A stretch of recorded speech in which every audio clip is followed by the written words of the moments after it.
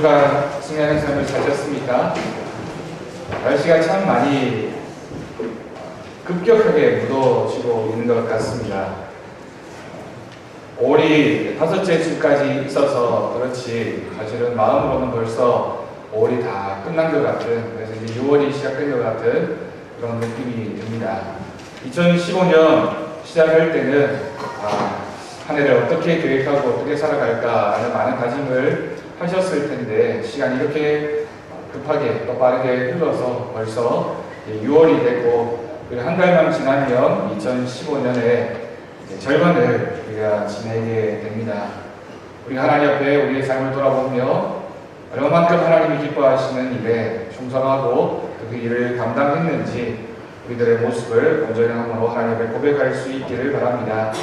우리가 지난 주일에 성령 강림 주일을 지나면서 우리가 지난 주일에 이어서 오늘 또 성령님이 어떤 분이시며 성령님이 하시는 역할이 무엇인지 말씀을 통해서 듣고 우리도 성령 충만함으로 하나님이 기뻐하시는 삶을 살아가는 우리들의 모습 있기를 간절히 바랍니다. 벤스 헤브너라는 사람이 성령님에 관해서 유명한 말을 이렇게 남겼습니다. 이 말을 읽으면서 참 성령님에 관해서 표현하고 있는 말 중에 가장 적절한 말이다 라는 생각이 들었습니다. 화면을 통해서 한번 보겠습니다. 다 같이 한번 읽어보겠습니다. 시작. 세상에 대한 비판이나 승리에 의해서가 아니라 하나님의 영, 성령에 대하여 저만의 삶을 세상 속에서 연소시킴으로써이다. 이 말씀입니다. 여러분 한번 곰곰이 한번 이 말씀의 각 구절들을 생각해 보십시오. 우리가 세상을 움직이게 하는 것, 다시 말해서 변화시키는 것은 우리가 열심히 세상을 비판한다고 해서 또는 우리가 세상이 주는 가치관에 따라서 열심히 살아가는 삶을 산다고 해서 세상이 변하거나 움직이는 것이 아니라 세상을 변화시키는 사람은 어떤 사람이라고요? 하나님의 영, 성령에 의해서 정화된 삶, 그러니까 성령님이 우리를 움직이셔서 우리를 불타게 하시며 그 정화되는 삶을 세상 속에서 연소시켜 나갈 때, 서서히 우리의 삶을 하나님 앞에 드릴 때 그 변화되어진 성령의 감동과 은혜를 받은 그 사람에 의해서 이 세상이 변화되어진다라는 뜻입니다. 여러분, 세상에 변화를 원하는 개혁가들이 있습니다. 또는 세상에서 열심히 일해서 성공하는 사람들이 있습니다. 그런데 그런 사람들이 세상을 변화시키는 것이 아니라 성령에 의해서 움직이는 사람, 성령의 감동을 받아 성령이 주시는 그 사명을 가지고 이 세상을 살아가는 그 사람이 세상을 변화시키는 사람이다라는 뜻입니다. 여러분, 오늘 우리가 읽은 사도행전 2장의 말씀, 앞부분과 뒷부분의 그 말씀들을 살펴보면 초대교회가 가졌던 그 모습들에 대해서 기록하고 있습니다. 초대교회를 생각해보면 지금 우리가 이런 교회는 참 좋은 교회다, 또는 성공할 수 있는 목회다, 성공할 수 있는 교회다 라고 하는 그런 요소가 될 만한 것들은 아무것도 없었습니다. 여러분, 오늘날 교회가 부흥하려면 또는 교회가 성장하려면 어떤 조건이 있어야 된다라고 말들 합니까? 초대교회는 그런 모습이 없었습니다. 아름다운 예배당도 없었습니다. 여러분, 우리 교회는 참 아름다운 예배당을 가졌으니까 그렇게 부러울 것이 없지만 이사를 가게 되거나 다른 지역에 가게 돼서 교회를 선택하게 될 때 주변의 교회들을 둘러보면서 많은 사람들이 교회가 얼마나 크고 좋은가, 또는 교회 시설이 얼마나 편안한가, 우리 아이들이 얼마나 그런 장소나 화장실이 깨끗한가를 보는 것이 교회를 기준 잡게 되는 중요한 기준이 됩니다. 때로는 어떤 성도님들은 교회를 택하게 될 때 이 교회가 건축할 만한 상황인가 아닌가를 보면서 혹시라도 건축을 하게 되면 큰 부담이 생길까봐 그런 교회는 가급적 선택하지 않는, 한편으로는 굉장히 지혜롭고 한편으로는 굉장히 약삭빠르게 보이는 그런 모습도 오늘날 교회를 선택하는 기준이 되기도 합니다. 초대교회는 아름다운 예배당이 없었습니다. 훌륭한 음향기기도 없었습니다. 교회에 가보면 정말 파이프 오르간이 있다든지 아니면 좋은 음향시설이 있어서 들어가기만 해도 참 거룩함이 느껴지고 은혜가 느껴지는 그런 교회도 있는데 저희 교회는 그렇지 않았습니다. 또 그 교회는 그렇게 공부를 많이 하는 사람들도 없었습니다. 그런데 놀라운 것은 그렇게 아무것도 없이 보였던 그 초대교회의 성도들이 그렇게 많은 사람들을 그리스도께로 인도하는 능력이 많았던 교회였다라는 사실입니다. 초대교회에 한참 성령의 인도하심으로 불타오를 때 하루에 3,000명, 5,000명이 결단하며 하나님 앞에 나아가는 귀한 능력의 모습들이 있었습니다. 그렇게 오늘날 교회처럼 많은 것을 가지지 못한 교회였음에도 불구하고 능력이 나타났다라는 사실입니다. 박해가 그토록 심했던 때에 그 모진 박해들을 이겨내며 로마 제국 곳곳에 교회를 세웠던 교회가 초대교회의 성도들이었습니다. 많은 그리스도인들은 믿음을 지키는 것 때문에 재산을 잃기도 했습니다. 때로는 살던 곳에서 강제로 이사를 가야만 했습니다. 때로는 교회를 다닌다라는 이유로 믿음 생활을 한다라는 이유로 많은 불이익을 당했습니다. 심지어는 초대교회 성도들 가운데 목숨을 잃은 순교자들이 얼마나 많았는지 모릅니다. 여러분, 그럼에도 불구하고 믿음을 지키며 복음을 전할 수 있었던 초대교회 성도들이 가졌던 비결이 무엇입니까? 베드로 같은 예수님의 제자를 생각해 봅시다. 베드로가 예수님이 재판받으실 때 작은 계집종 앞에서도 예수님을 3번씩이나 부인했던 인물이 베드로였습니다. 그런데 어떻게 그렇게도 용감하게 십자가를 거꾸로 지고 순교의 길을 갈 수 있는 그런 믿음의 사람, 믿음의 사도가 될 수 있었습니까? 당시에 안식일을 지키지 않으면 유대교인들로부터 죽임을 당할 수도 있었는데 목숨을 걸고서 예수님이 부활하신 주일에 모여서 예배하는 그리스도인들의 모습과 그 결단은 도대체 어디서부터 시작된 연유입니까? 여러분, 한마디로 얘기하면 그것은 교회에 공급하시는 성령의 능력이 있었기 때문입니다. 조금 전에 우리가 화면을 통해서 읽었던 그 말씀의 표현대로 하나님의 영에 의하여 성령에 의하여 점화된 그 삶의 그런 열심을 가졌던 인물들이 그 초대교회 성도들이었기 때문에 그 환경 가운데서도 그 어떤 어려움 가운데서도 하나님이 주신 사명을 향해서 달려갈 수 있었습니다. 조금 전 우리 장로님이 기도하셨던 것처럼 이 세상에 어느 때에 어렵지 않은 때가 있었겠습니까?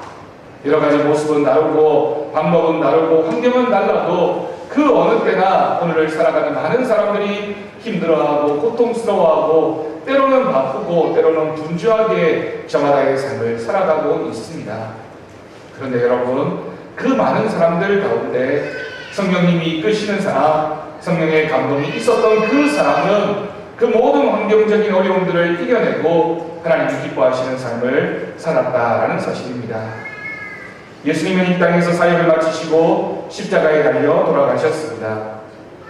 죽은 지 사흘 만에 예수님은 부활하셨습니다. 그리고 40일 동안 이 땅에 계시면서 11번 정도 제자들에게 나타나셨습니다. 오늘 우리가 읽은 3절 말씀에 보면 부활하신 후에도 예수님은 하나님 나라의 일을 말씀하셨습니다. 그리고 예수님이 떠나가시면 이제 성령님이 너희 가운데 임하실 것을 말씀하셨습니다. 그러면서 예수님은 성령으로 너희들이 세례를 받게 될 것이다 라는 말씀을 주셨습니다. 여러분, 성령님이 믿는 그리스도인들에게 왜 오셔야 합니까?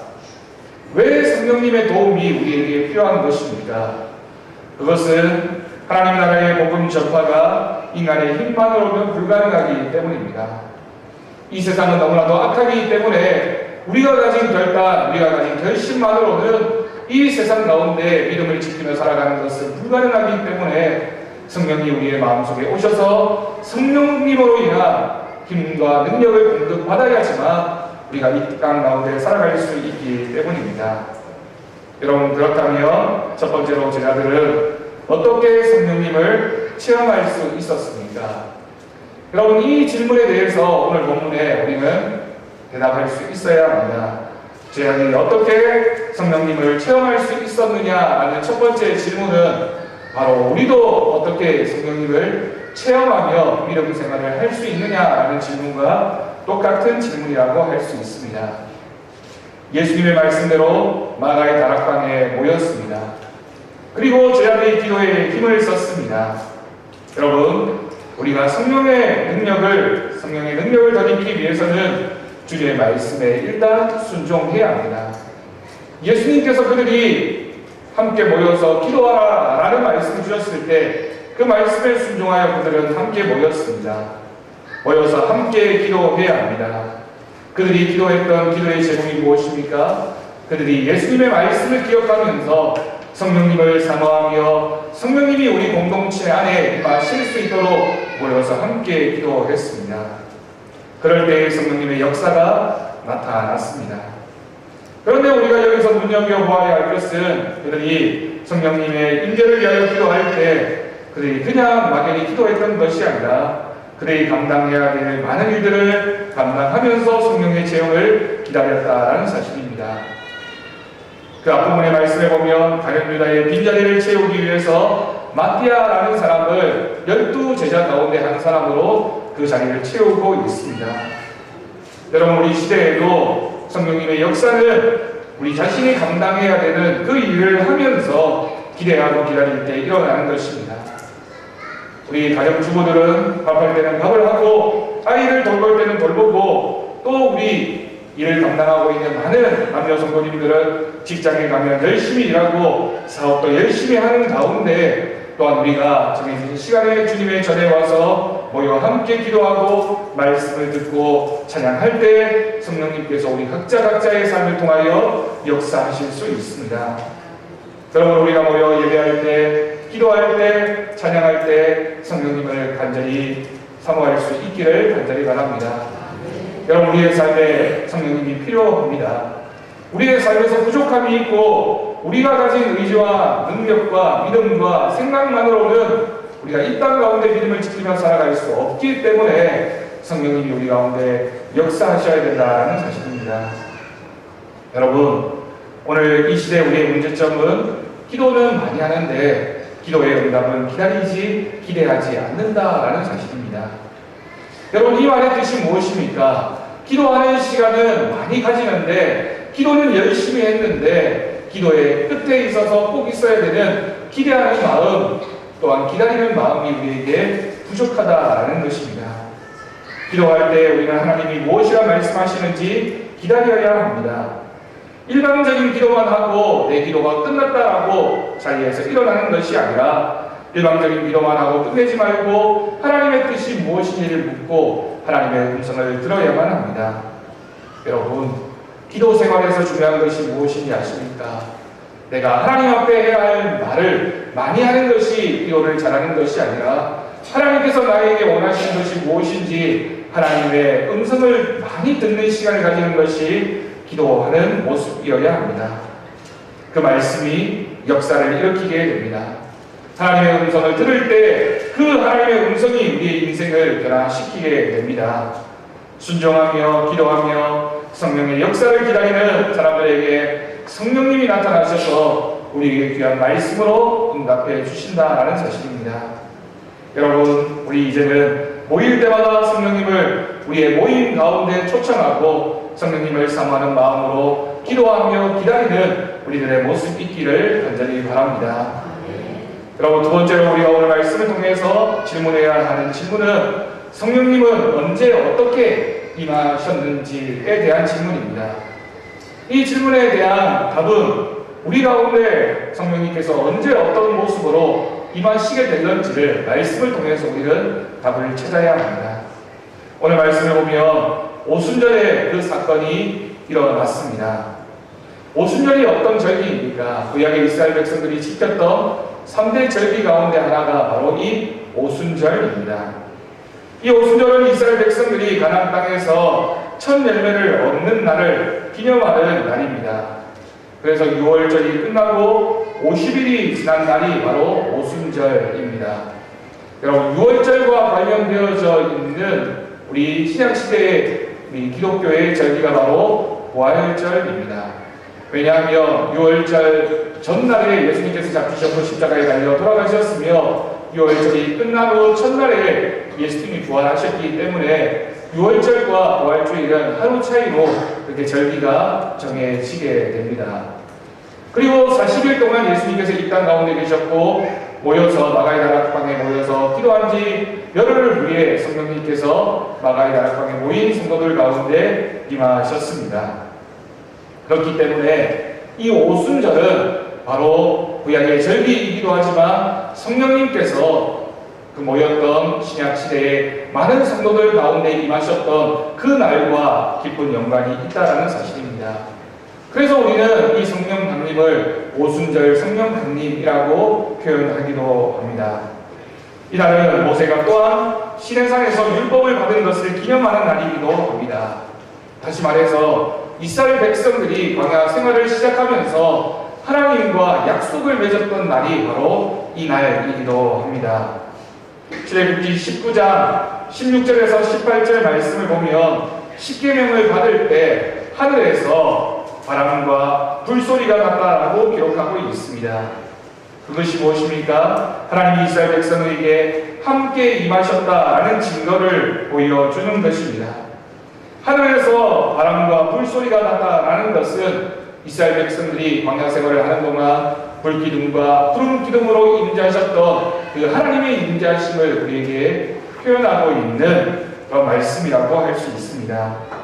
오순절에 성령님이 임하셨다라는 것은 예수님을 믿는 우리 교회 성도들을 첫 열매로 하나님이 인치시는 약속을 계약을 하셨다라는 뜻이기도 합니다.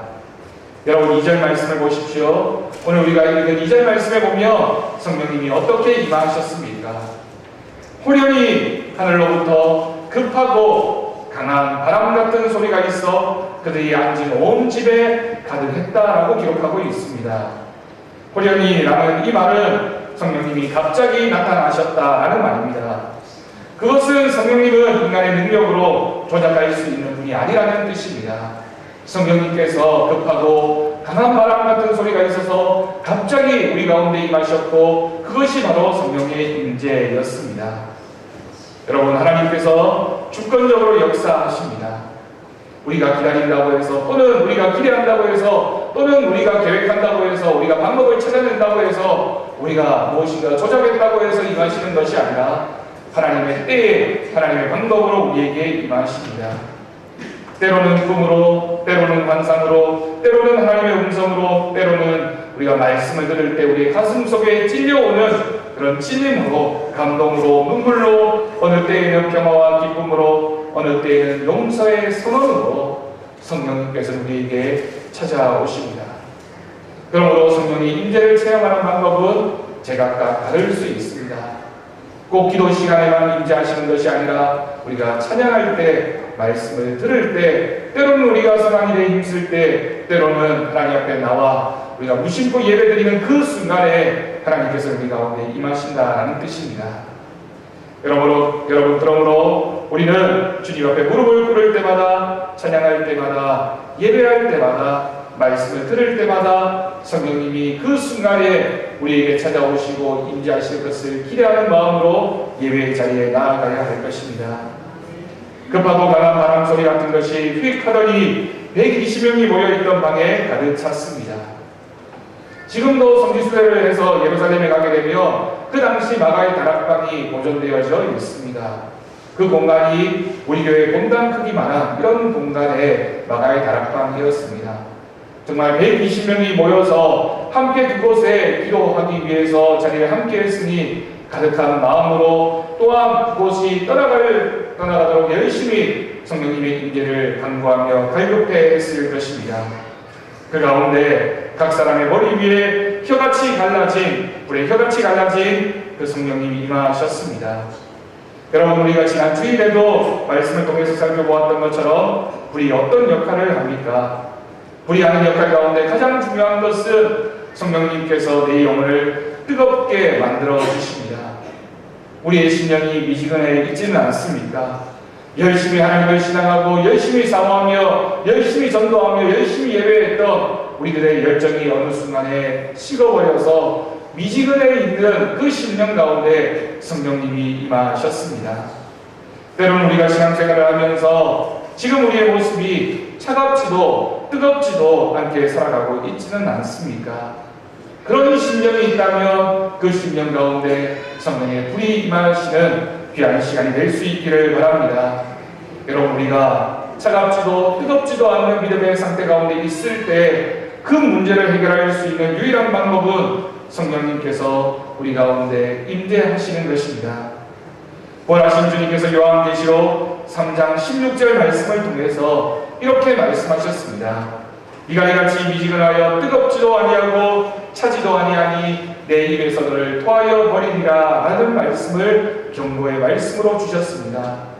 우리가 믿음 생활을 하면서 차지도 뜨겁지도 않으면 하나님의 언약의 백성으로부터 멀어질 수밖에 없습니다. 그러므로 이런 믿음의 상태 가운데 있는 우리들은 성령님의 임재를 다시 한 번 더 체험해야 합니다. 우리 모든 것을 태워서 정화시켜버리는 것처럼 우리가 고민하고 있는 우리의 죄악된 모습을 우리 한순간에 살라버릴 수 있도록 우리의 모든 죄악된 모습을 하나님 앞에 고백함으로 나아갈 때 하나님께서 우리 가운데 역사하실 수 있도록 우리의 모든 죄를 하나님 앞에 고백하는 우리들의 모습도 있기를 간절히 바랍니다. 사도 바울이 로마서 8장 1절 2절 말씀을 통해서 이렇게 로마 교회 성도들에게 권면했습니다. 그러므로 이제 그리스도 예수 안에 있는 자에게는 결코 정죄함이 없나니 이는 그리스도 예수 안에 있는 생명의 성령의 법이 죄와 사망의 법에서 너를 해방하였다라고 말씀하고 있습니다. 성령님이 우리에게 임재하시면 우리가 고민하고 있는 우리가 하나님 앞에 고백해야 되는 그 모든 죄악의 문제가 다 사여진다라는 사실입니다. 여러분, 불같은 성령님이 저와 여러분의 죄가 아무리 많아도 고백할 때 다 태워버리심을 믿으시기를 바랍니다. 깨끗한 영혼으로 성령님을 사모할 수 있기를 바랍니다. 여러분, 제 아들이 성령 충만했습니다. 충만이란 가득 찼다라는 뜻입니다. 흘러 넘칠 만큼 채워졌다라는 뜻입니다. 술을 마시는 분들은 다 아실 것입니다. 술을 먹어버리면 술이 결국에는 사람을 지배하기 시작하게 됩니다. 성령님을 술에 비유하고 있는 것은 성령님이 나를 지배하기 시작했다라는 뜻입니다. 성령님이 지배하는 삶, 성령님이 내 삶을 움직이시고 성령님이 내 삶을 주도적으로 인도하실 때 성령님은 우리를 가지시게 됩니다. 그러므로 우리의 생각과 우리의 방법과 우리의 어떤 판단이 있어도 성령님이 우리를 지배하셔서 우리를 주장하셔서 성령님이 우리를 움직여 가시며 우리는 성령님의 인도하심을 받는 성령님으로 충만한 삶을 살아갈 수 있게 됩니다. 이 말씀을 우리가 함께 고백할 수 있기를 간절히 바랍니다.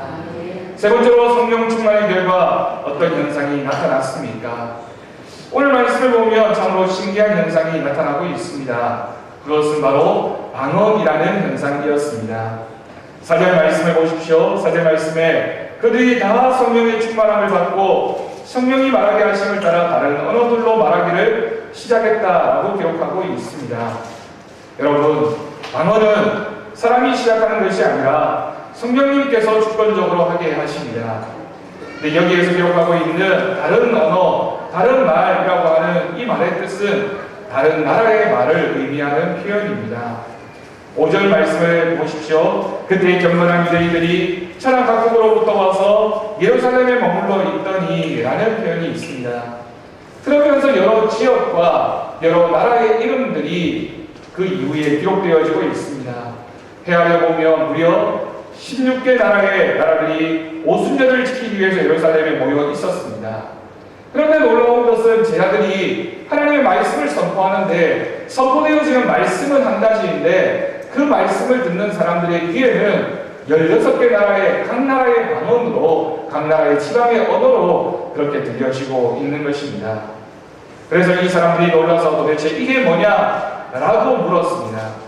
다 놀라 신기하게 여겨 이르되 보라, 이 말하는 사람들이 다 갈릴리 사람들이 아니냐? 7절 말씀입니다. 이 갈릴리 사람이라는 이 말의 뜻은 예루살렘 사람들에 비해서 교육도 받지 못하고 무식한 사람들인데 어떻게 이런 사람들이 각 나라의 말을 다 알아서 그 나라의 말로 이렇게 우리에게 말씀을 전하고 있느냐라는 뜻으로 놀랍게 여기며 묻고 있는 것입니다. 여러분, 성령님께서 초자연적인 역사를 일으키신 것입니다. 11절 말씀을 보면 하반절에 우리가 다윗의 사건으로 하나님의 큰 일을 말함을 들었다라고 기록하고 있습니다. 여러분, 그런데 여기서 재미나게 우리가 꼭 기억해야 될 두 가지 사항이 있습니다. 그 외국인들이 언어를 알아들었을 뿐만 아니라 그 내용을 이해했다라는 것입니다. 여러분, 이 두 가지는 서로 다른 것입니다. 말을 알아들을 수 있습니다. 표현되어지는 말이 무슨 말인지는 이해할 수 있지만 이 베드로가 설교하고 있는 이 설교의 내용은 사실은 그리스도인이 아니라면 이해하기 어려운 내용입니다. 하나님 나라의 말을 이야기하고 있는데, 복음을 이야기하고 있는데, 하나님의 말씀을 선포하고 있는데 각 나라 사람의 말로 들었을 뿐만 아니라 그 사람들이 그 내용을 이해하고 있습니다. 그런데 오늘 말씀에 보면 그 방언의 내용이 무엇입니까? 하나님의 큰 일에 관한 것이었습니다. 여기서 하나님의 큰 일, 갈릴리 사람들이 배우지도 않은 외국어로 하나님의 큰 일에 대해서 말하고 있었던 것입니다. 영어 성경은 이 하나님의 큰 일을 번역하기를 The Wonderful Works of God 이라고 표현하고 있습니다. 놀라운 하나님의 일이라는 것입니다. 하나님이 하신 그 놀라운 일을 들을 뿐만 아니라 그 내용을 이해하고 있습니다.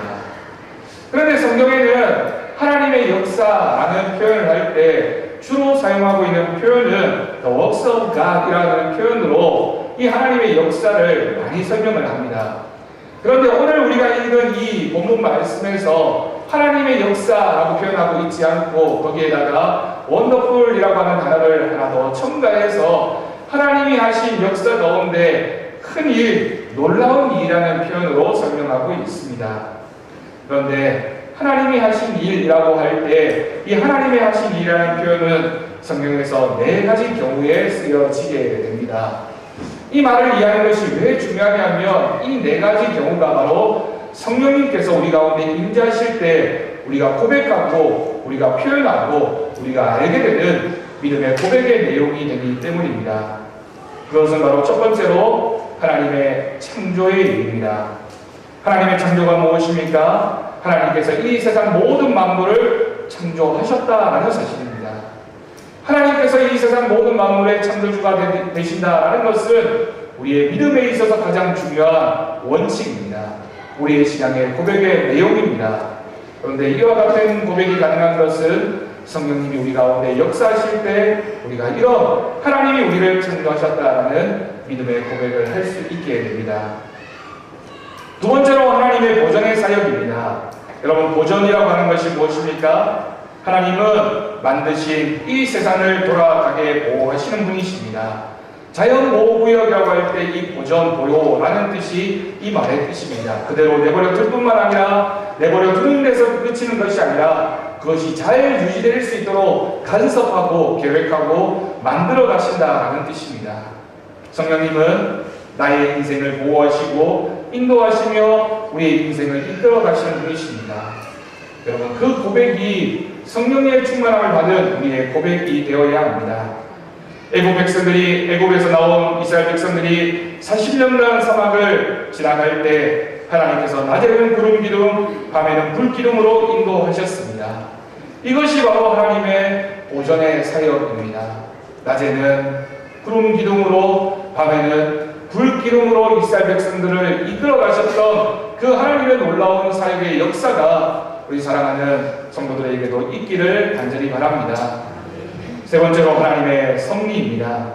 하나님의 섭리가 무엇입니까? 내가 다 이해되지 않아도 하나님의 계획이며 하나님의 뜻이라는 고백입니다.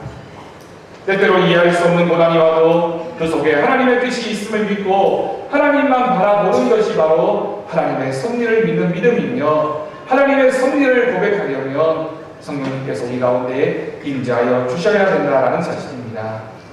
네 번째로 이 하나님의 기적들 가운데 이 하나님의 역사가 표현되어지고 있습니다. 여러분, 기적이 무엇입니까?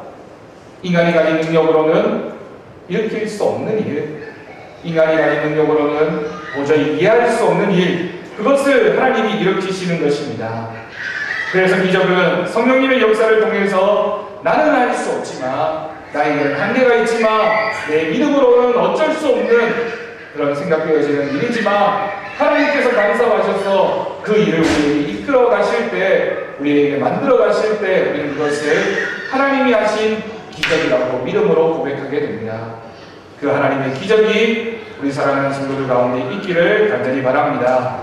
여러분, 그런데 이 모든 일들이 어떤 순간에 일어나게 됩니까?